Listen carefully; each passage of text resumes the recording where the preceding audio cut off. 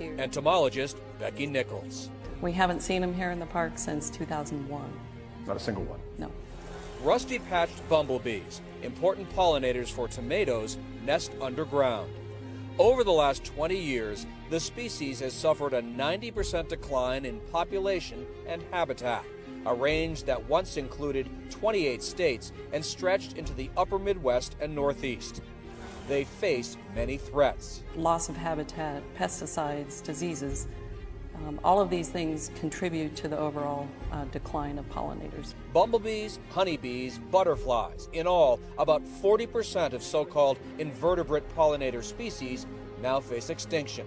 About 75% of the world's food supply depends at least partly on what they do.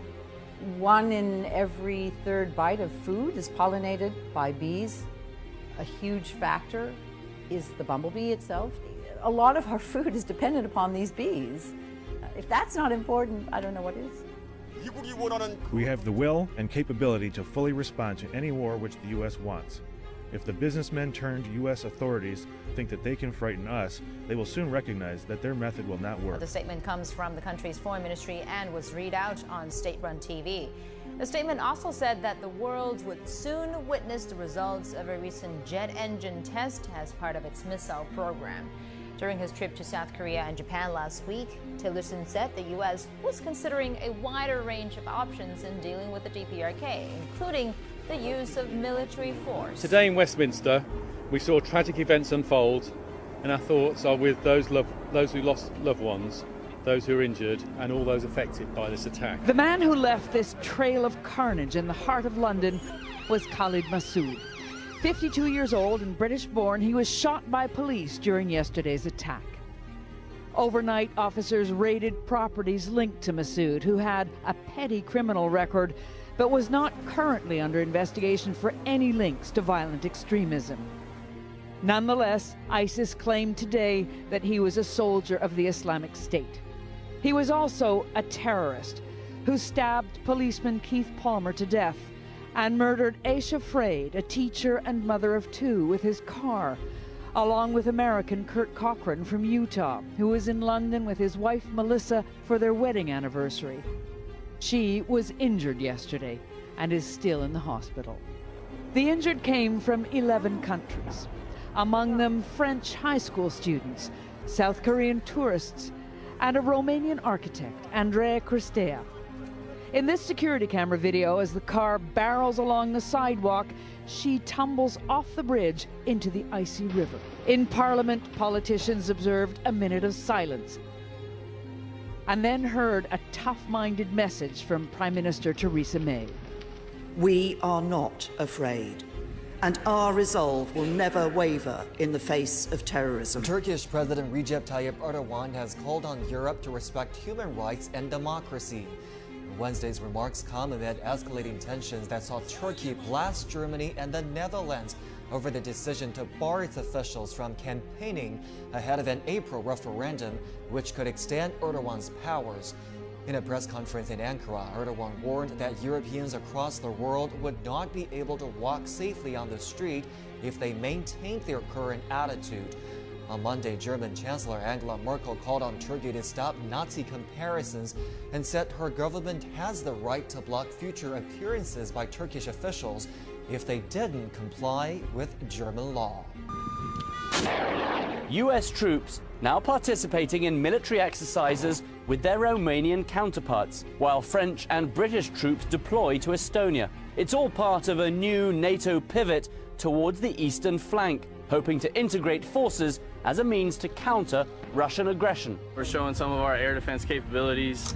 We're integrating with different units and just simulating a beach assault. They're absolutely amazing, and it's great to get knowledge on their amount of skills that we don't have. But any response from NATO could be stalled by a new dispute between 2 powerful NATO allies, with Turkey accusing the German government of behaving like Nazis towards some Turkish citizens in Germany. The purpose of the Turkish swipes is to objectify, break every taboo with no regard to the suffering of those who were persecuted and murdered under Nazism. Another complication, Russia's announcement on Monday of a new military base in northern Syria, in territory controlled by US-backed Kurdish forces, who Turkey views as an enemy. The move could drive a wedge between Turkey and the West at a time when the Trump administration is seeking unity in the fight against ISIS. North Korea's Kim Jong-un has finally exhausted the patience that allowed the psychopathic regime to play its twisted, inhumane games since Kim Jong-un was declared supreme leader in 2011. North Korea's $7.5 billion military budget compared to the United States' annual budget of $580 billion is laughable. Still, that isn't stopping Kim Jong-un from threatening to fire an intercontinental nuclear missile on the United States. Japan Times writes, North Korea heralded the successful development of a new high-thrust engine during a visit to the country's rocket test site by leader Kim Jong-un,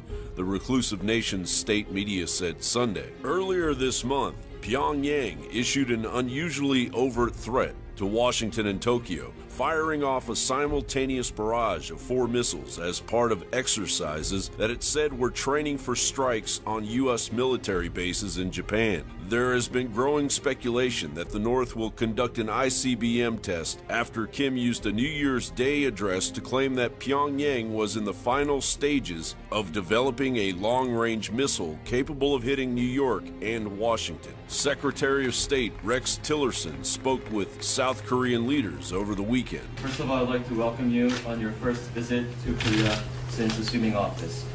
In the short time since President Trump's inauguration, I have had 2 telephone conversations with President Trump, and Secretary of Defense Mattis has already visited Korea. And now, Mr. Secretary, you are here. I believe this is testament to the importance of the ROK-US alliance and the close partnership that we enjoy. Thank you, Minister Han, for your warm welcome.